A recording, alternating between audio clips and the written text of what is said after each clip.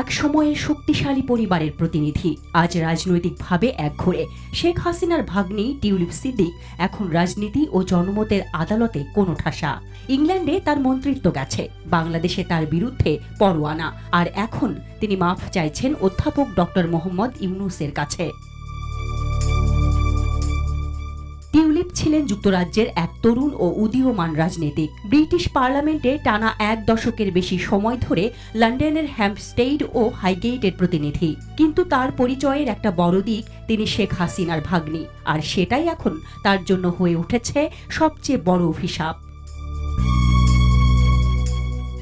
বাংলাদেশে শেখ হাসিনার সরকার পতনের পর টিউলিপের ওপর একের পর এক দুর্নীতির অভিযোগ আসতে থাকে।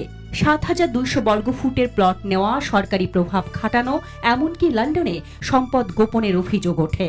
এই অভিযোগগুলো নিয়ে শুরু হয় গণমাধ্যমে তীব্র সমালোচনা, আর শেষ পর্যন্ত নিজের পদ থেকে সরে দাঁড়াতে হয় ব্রিটিশ সরকারের সাবেক মন্ত্রী টিউলিপ সিদ্দিককে। বাংলাদেশে টিউলিপের বিরুদ্ধে এখন চলছে তদন্ত, এমনকি পরোয়ানাও জারি হয়েছে। অথচ টিউলিপ বলছেন সবকিছুই রাজনৈতিক প্রতিহিংসা। তিনি নিজেকে রাজনৈতিক ষড়যন্ত্রের শিকার বলে দাবি করেছেন। তবে ব্রিটেনেও তার অবস্থান দুর্বল হয়ে পড়েছে।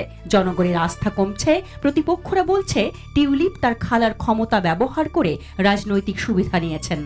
তার মন্ত্রী থাকার যোগ্যতা নিয়েও প্রশ্ন তুলেছেন ব্রিটিশ প্রধানমন্ত্রীর উপদেষ্টা ম্যাগনাস। এই সংকট থেকে বাঁচতেই বাংলাদেশের বর্তমান প্রধান উপদেষ্টা ডক্টর মোহাম্মদ ইউনূসের কাছে চিঠি লিখেছেন টিউলিপ। গার্ডিয়ান বলছে তিনি চান ইউনূসের সঙ্গে সাক্ষাৎ, চান এই ভুল বোঝাবুঝির অবসান।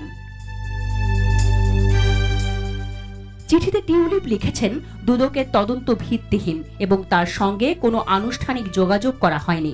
তিনি অভিযোগ করেছেন ঢাকার ঠিকানায় এলোমেলো চিঠি পাঠানো হচ্ছে, অথচ লন্ডনে তার আইনজীবীদের সঙ্গে কেউ কথা বলছে না। প্রশ্ন উঠছে, টিউলিপ কেন হঠাৎ ইউনূসের দ্বারস্থ হলেন? একসময় যার মা এবং খালা এই নোবেলজয়ী মানুষটিকে দুর্নীতিবাজ বলে অভিযুক্ত করেছিলেন, আজ সেই পরিবারের উত্তরসূরিকে তবে ক্ষমা চাইছেন? বিশ্লেষকদের মতে বাংলাদেশের অভিযোগ থেকে মুক্তি পেলে টিউলিপ হয়তো লন্ডনে রাজনৈতিকভাবে কিছুটা ঘুরে দাঁড়াতে পারবেন। তবে আশঙ্কা, এই দুর্নীতির অভিযোগ তাকে ব্রিটিশ রাজনীতিতেও স্থায়ীভাবে হুমকির মুখে ফেলতে পারে। বাংলাদেশের রাজনীতি বদলেছে ক্ষমতার কেন্দ্রবিন্দু। টিউলিপ সিদ্দিকের রাজনৈতিক জীবন এখন টালমাটাল।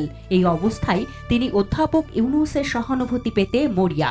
মুখে না বললেও তার চিঠির ভাষায় যেন শোনা যায় একটাই আবেদন, আমাকে মাফ করে দিন। Desk report, Dhaka express.